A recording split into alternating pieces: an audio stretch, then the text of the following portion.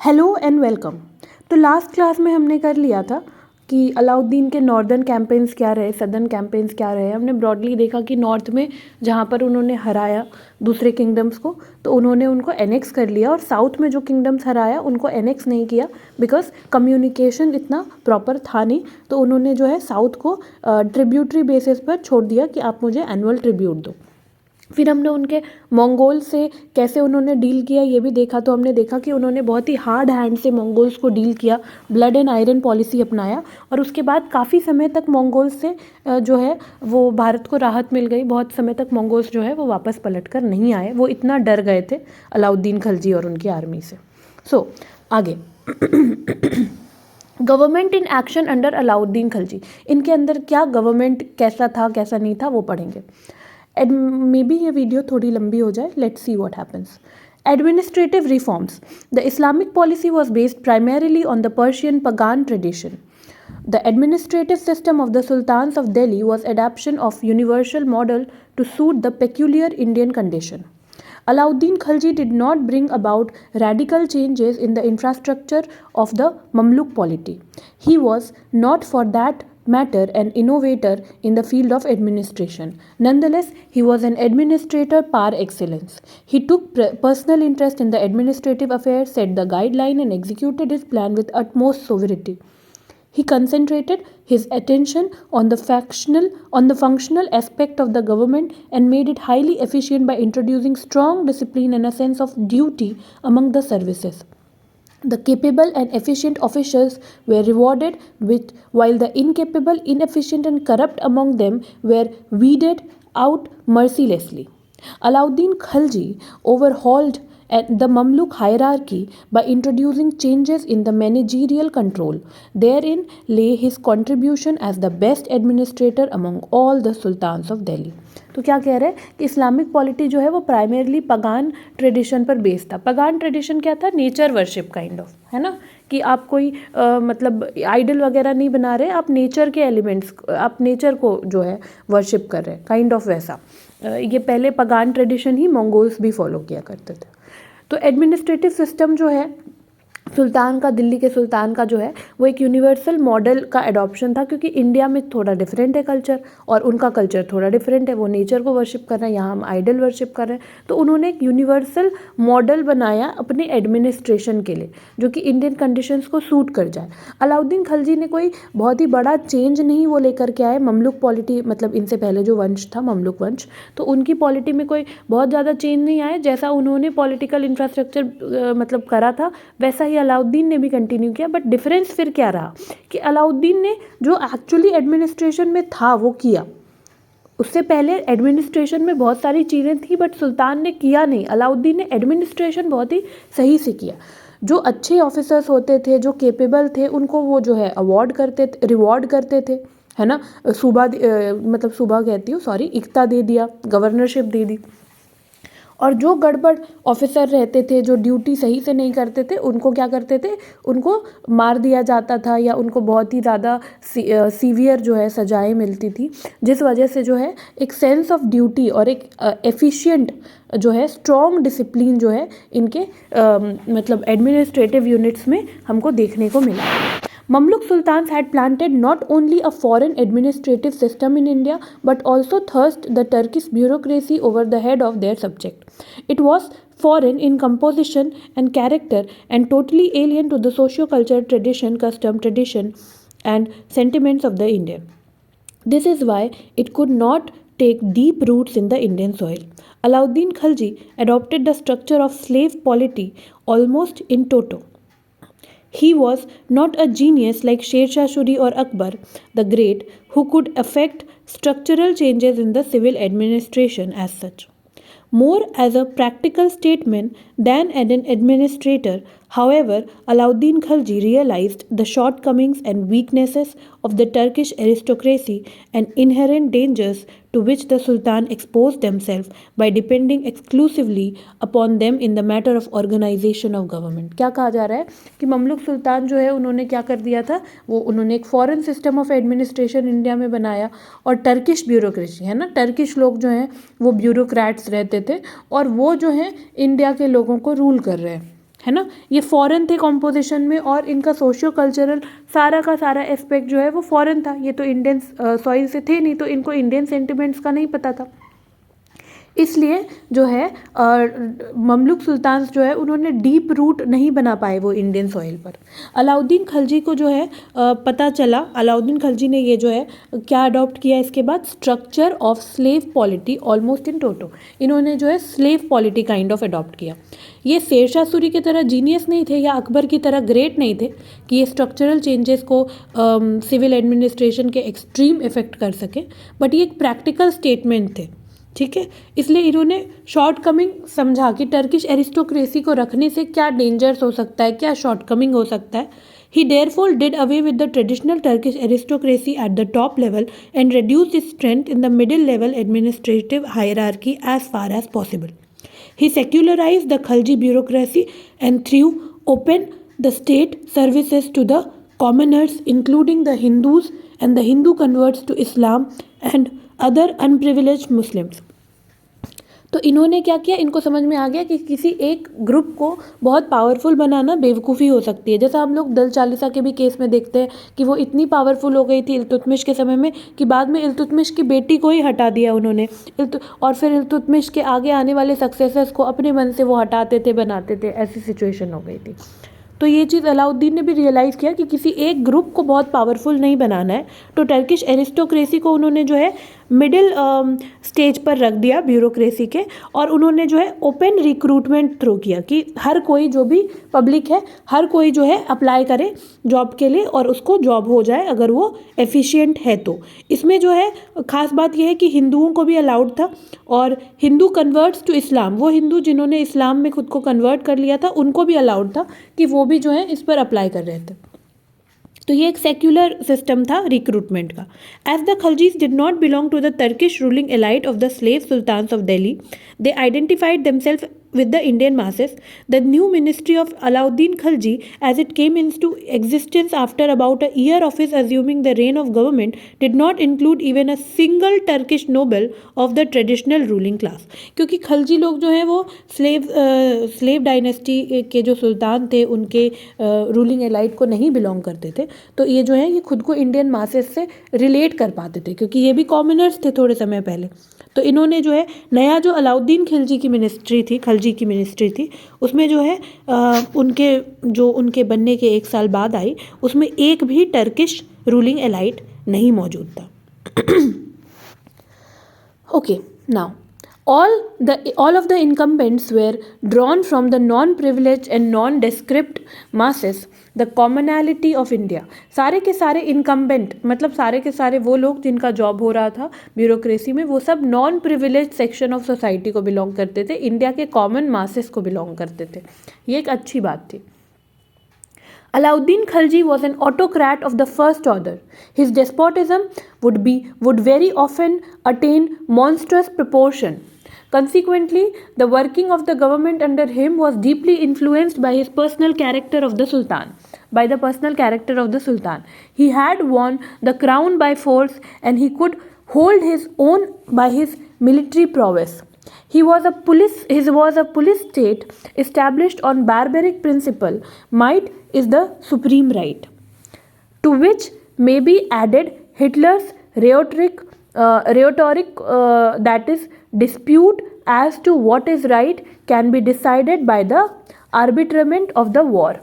His ministers, councillors, legal advisers were all his creatures, none of whom held his place in the royal court in his own right. Okay. Alauddin Khilji जो है ये 1 number के autocrat ruler थे। Autocrat क्या कहते हैं, मतलब सर्वे सर्वा, मतलब यही सब कुछ करेंगे। और ये जो है इन्होंने जो है कैसे पावर ऑक्यूपाई किया था, सुल्तान कैसे बने थे, फोर्स से बने थे और अपने मिलिट्री पावर से बने थे। तो इनका स्टेट एक पुलिस स्टेट था। पुलिस स्टेट यानी कि जहाँ पर डिक्टेटरशिप चल रही है, जहाँ पर हर कुछ रूल के हिसाब से चल रहा है, राइट नहीं है। किस प्रिंसिपल पे चलता था इनका state, might is the supreme right, जिसके पास पावर है उसी के पास राइट है। इनके जो भी लोग थे, जो भी इनके, और फिर क्या डिसाइड अगर करना है कि क्या राइट है क्या रॉन्ग, तो एक लड़ाई से ही डिसाइड होगा, आर्बिट्रमेंट ऑफ द वॉर से डिसाइड होगा क्या कि व्हाट इज़ राइट। इनके जो मिनिस्टर्स थे, काउंसलर्स थे, लीगल एडवाइज़र्स थे, ये सारे के सारे इनके लोग थे। उसमें से कोई भी ऐसा नहीं था जो रॉयल कोर्ट में अपने राइट से था, सब अलाउद्दीन खिलजी के मन से रॉयल कोर्ट में था। During the early year of his reign, Alauddin Khilji had to face quite few revolts at the hands of disaffected noble and his ambitious kinsmen. There was no fixed law of succession among the sultans of Delhi, and Alauddin Khilji was especially a usurper who had no hereditary legal or moral claim to the throne. That is why his ambitious nephew, Akkad Khan, conspired against him, struck him down, and taking him for dead, sat on imperial throne where he promptly received homage from the nobles. He had to pay with his life later for the only fault that he had failed to chop off Alauddin's head when the latter lay unconscious on the ground in a pool of blood. It roused the Sultan from his dreams of security and pride. And in consultation with his confidential advisers, he came to the conclusion that there were 4 causes of such revolt. These were Sultan's indifference towards the state affairs, particularly the espionage, social intercourse of nobles, and intermarriages among them, use of wine and abundance of wealth. Alauddin took prompt step to eliminate this causes. जैसे ही अलाउद्दीन जो है सुल्तान बनते हैं तो इनके अपने लोग और जो नोबल्स थे, जो मंत्री थे, जिनको बुरा लग रहा था कि ये आ गए, तो सबके सब ने रिवोल्ट कर दिया। अलाउद्दीन खिलजी क्योंकि एक्चुअली में फोर्स से आए थे, मार कर आए थे जलालुद्दीन खिलजी को, इनके कोई हेरिडिटरी या लीगल क्लेम नहीं थे थ्रोन को। तो अलाउद्दीन खिलजी जैसे जलालुद्दीन के नेफ्यू थे और उन्होंने जलालुद्दीन को मारा, वैसे अलाउद्दीन के भी नेफ्यू थे अकद खान, उन्होंने जो है अलाउद्दीन को मार दिया और वो भी थ्रोन पर बैठ गए। तब तक अलाउद्दीन जो है अनकॉन्शियस थे, लेकिन उन्होंने अलाउद्दीन के सर को नहीं काटा। उनको लगा अलाउद्दीन मर गए, बट अलाउद्दीन जो है वो ज़िंदा थे। तो फिर जो है अलाउद्दीन ने बाद में क्या किया, अकद खान को मार दिया। लेकिन इससे अलाउद्दीन को समझ में आया कि वो सिक्योर तो नहीं है, वो जो बबल में रह रहे थे कि मैं सिक्योर हूँ, मुझे कोई नहीं कुछ कर सकता, उस बबल से वो निकले और फिर अपने एडवाइज़र्स से, अपने बहुत ही कॉन्फिडेंशियल क्लोज एडवाइज़र्स के साथ उन्होंने बातचीत की और उनको पता चला कि 4 कारण है इन रिवोल्ट का। पहला कि सुल्तान स्टेट अफेयर में ध्यान नहीं दे रहे। दूसरा कि सुल्तान को जासूसी एस्पाइनेज में ध्यान देना चाहिए, देखना चाहिए कि नोबल्स एक दूसरे के साथ कितना इंटरैक्ट करें। नोबल्स के बीच में इंटर मैरिज से जो है उनकी दोस्ती बढ़ रही है। वाइन या फिर नोबल्स के पास बहुत ज़्यादा वेल्थ होने की वजह से भी जो है वो क्या कर रहे हैं, ऐसा कोशिश कर रहे हैं। तो अलाउद्दीन ने जो है प्रॉपर स्टेप्स लिए ये सब खत्म करने के लिए। In the first instance, Sultan began to take keen interest in the day-to-day administration and gradually consolidated his grip over the entire state machinery. He was an illiterate man when he acquired the throne, and being militant by temperament, did not enjoy the confidence of learned men at the court. It is said that in the beginning of his reign, ulema and sophisticated courtier made it a maxim not to talk upon subject beyond the king's knowledge. Alauddin became conscious of the disadvantage under which he laboured. He therefore applied himself privately to study, and notwithstanding the difficulty of acquiring the knowledge of Persian, after he once bent his mind to it, he soon read all addresses and made himself acquainted with the best authors in the language. After he had made such progress as to be able to take part in learned discourses, Alauddin Khilji held detailed discussions with his ministers on administrative problems, issued directives, and took the defaulting officials to task with iron hand. He organized an efficient system of reporting and espionage to keep himself abreast of all the developments within his dominions. He received regular reports about the working of the government and general condition of the people from 3 sources: officers in charge, news reporters and spice. Okay, तो हम लोग पहले यहाँ तक देखते हैं। तो क्या होता है, अलाउद्दीन खिलजी जैसे ही सुल्तान बनते हैं, उनको इनिशियली क्योंकि वो इलिटरेट थे तो उनको स्टेट मशीनरी में ज़्यादा इंटरेस्ट नहीं था, लेकिन फिर उन्होंने रियलाइज़ किया कि ये कितनी ही ग्रेव बात है। उलेमा और दूसरे लर्नेड मैन जो है उनसे बात नहीं करते थे कोई पर्टिकुलर टॉपिक से हट करके, और फिर इसके बाद फिर क्या होता है कि मतलब इन्हीं चीज़ों में क्या होता है, फिर फाइनली अलाउद्दीन जो है वो प्राइवेटली पढ़ना शुरू करते हैं, और एक बार जब उनको प्रॉपर नॉलेज हो जाती है पर्सियन की तो वो अच्छे अच्छे बुक्स को गो थ्रू करते हैं, और फिर फाइनली जो है डिटेल्ड डिस्कशन वो अपने मिनिस्टर्स से स्टार्ट कर देते हैं एडमिनिस्ट्रेटिव प्रॉब्लम्स पे, उनको डायरेक्टिव्स दे रहे होते हैं, और अगर कोई मिनिस्टर उस डायरेक्टिव को नहीं फॉलो करता है तो उसको आयरन हैंड के साथ उसको बहुत ही स्ट्रिक्टली ट्रीट किया जाता है, पनिशमेंट दिया जाता है। एक एफिशिएंट सिस्टम अलाउद्दीन बनाते हैं एस्पाइनेज का, ताकि अलाउद्दीन को प्रॉपर रिपोर्ट मिले कि उनके अलग अलग डोमिनियन में क्या चल रहा है क्या नहीं चल रहा है। उनको जो है रेगुलर रिपोर्ट्स मिलते रहते हैं गवर्नमेंट की वर्किंग को लेकर के, जनरल कंडीशन लोगों के लेकर के, 3 डिफरेंट सोर्सेज से। पहला ऑफिसर इंचार्ज जो उस एरिया में काम कर रहा है, दूसरा बरीत्स या फिर न्यूज़ रिपोर्टर, और तीसरा स्पाइस। स्पाइस को कहते हैं मुनहिस। हमारे लिए ये नाम भी इम्पॉर्टेंट है कि उनको उनको उस समय क्या कहा जाता था। बरीत्स कौन हो गए? News reporter. Barids were known to the public while the munhis were undetectable. तो लोगों को पता था कि ये बरीद हैं, मतलब ये न्यूज़ रिपोर्टर हैं सुल्तान के, बट मुनहीस जो हैं वो अनडिटेक्टेबल थे, किसी को पता नहीं चलता था कि ये सुल्तान का जो है जासूस है।